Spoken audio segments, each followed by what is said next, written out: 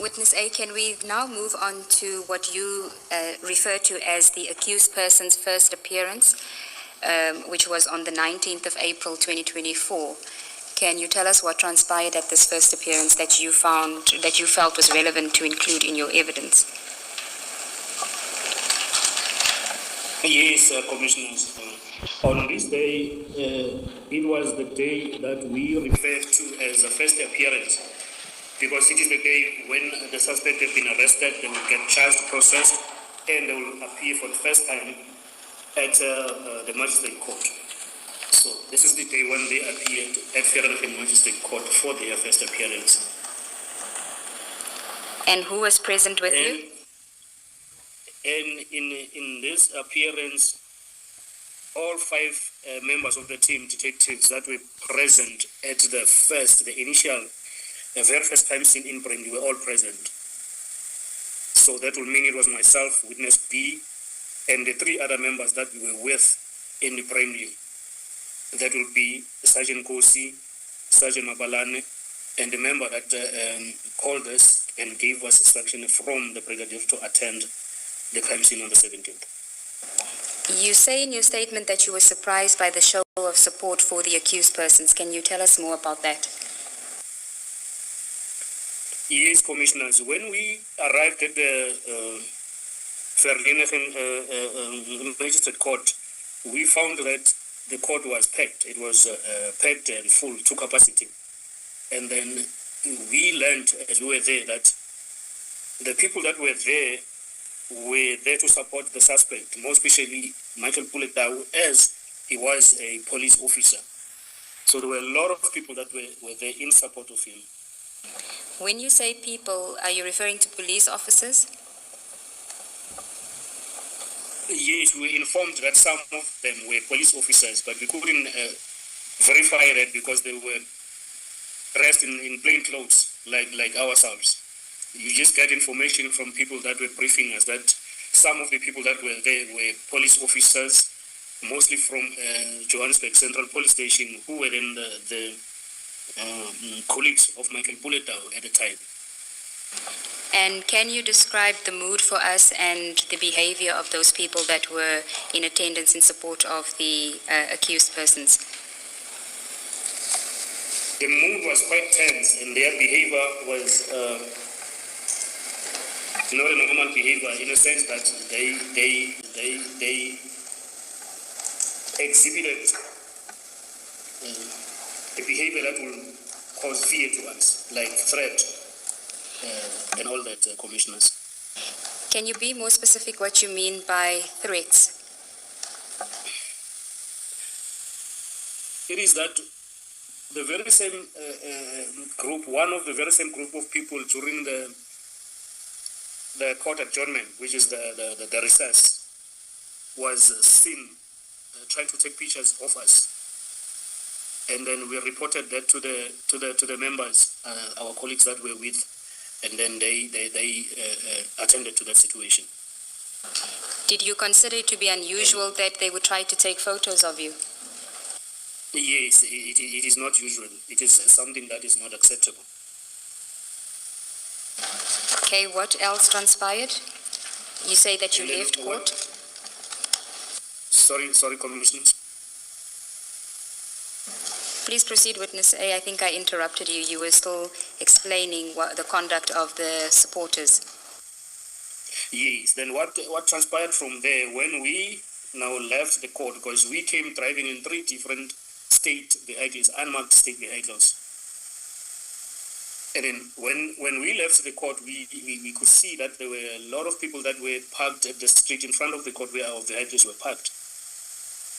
And then we went into our cars differently. I was driving alone, and then Witness B was driving with the member that is giving us a call from the brigadier, and the two, which is Warrant Officer Mabalane and Sergeant Kosi, were driving in front, which then means that I was driving at the back as we left the court, driving back to our office. And as we were driving, just before we could leave Vereeniging town, I could see that there were people that were joining us, and then I could identify that some of the traffic that we're driving with were the cars that were parked in front of the court, and then I understood it understood that as the cars that would belong to the people that came to support the suspects. And as we drove along, I noticed that these guys were trying to drive us off the road. And then I called the members that were driving in front of me, which is now my colleagues, the investigating officers. Then I alerted them of what was happening. And then at that time, they told me that they were not aware. But then we decided that we needed to stop somewhere along the road and then discuss as to how we're going to go about this, because it was not a usual thing to happen.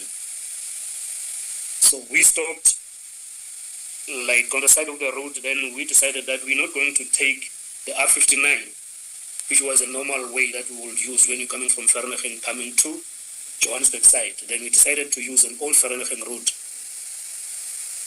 And then we agreed to do that, and then that is what we did. But as we were driving on this old Vereeniging road, these vehicles kept driving with us. They will pass us, they will stop, then they will be at the back and all that, but we kept driving. At this particular time, they were now not driving us off the road, but they were just driving with us as we moved. Now, you say in your statement in paragraph 29 that you find that it's unusual or extremely unusual for civilian vehicles to follow police officers. Can you just elaborate on that and whether you thought that they were civilians at the time? Yes, maybe before that I will just have to explain this to the commission that when we came to the court, I was driving alone in the state vehicle. Then witness B, who is the investigating officer of this case, was driving alone in her vehicle.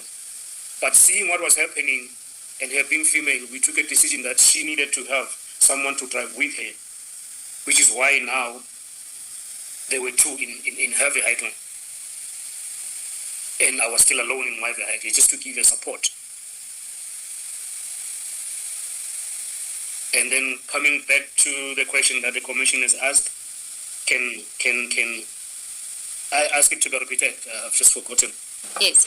So in paragraph 29 of your statement, you mention or you state that it is extremely unusual for civilian vehicles to follow police officers.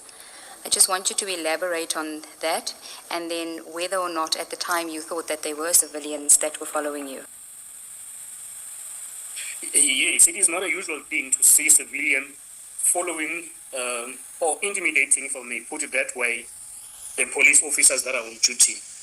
And then at that given moment, we thought these people were civilian, even though if maybe they were police officers, but at that particular time, they were not on duty because I don't think that they worked that side. They would have been doing that not in the capacity of them being police officers. So we regarded to them as just civilian people doing what was abnormal to do to a police officer who is doing his job.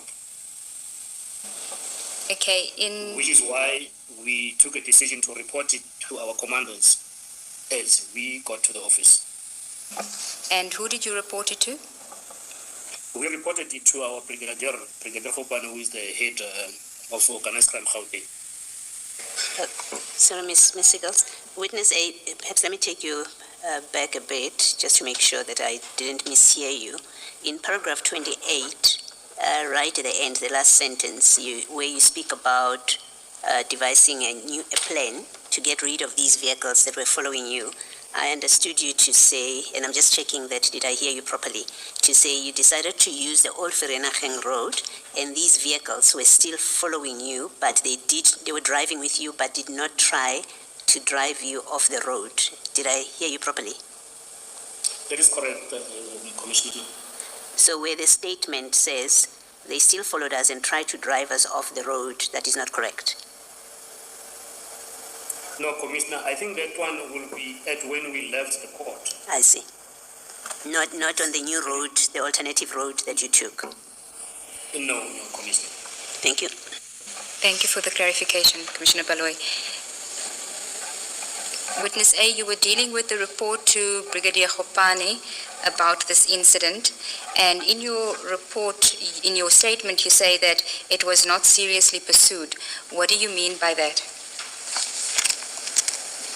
In my statement, I mean that it was not seriously pursued in a way that we were just told to be careful, which I mean it was a status to say, be careful where you are driving.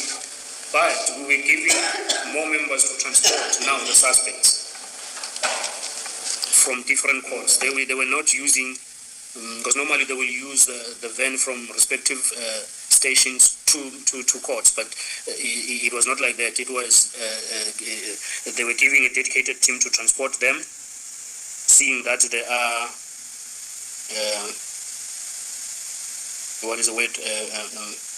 high-profile suspects.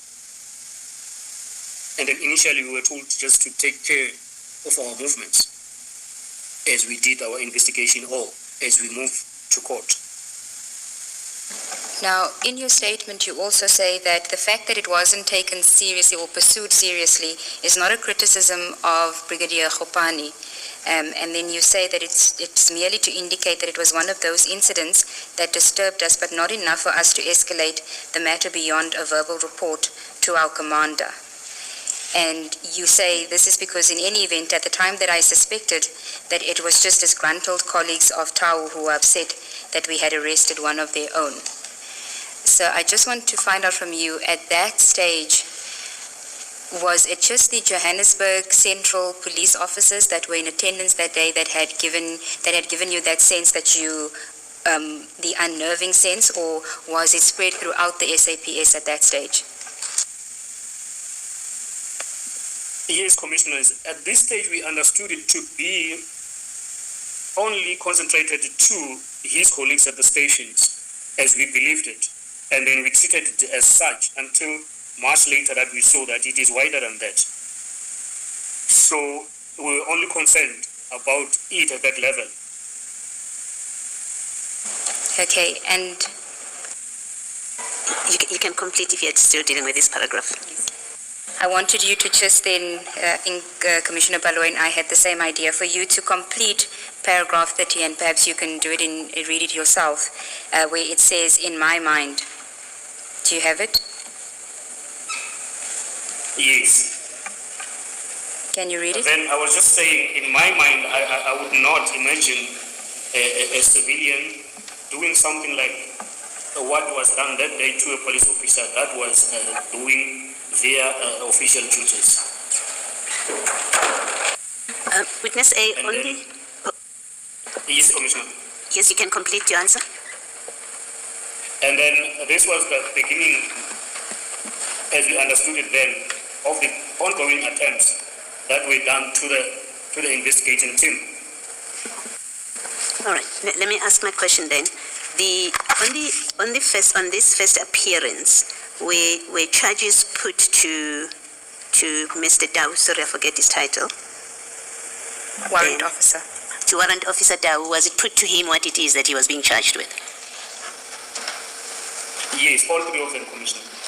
So, if you're correct that the people that were attempting to drive you off the road and following you, at that point they would have heard what the charge was that Warrant Officer Dau was accused of.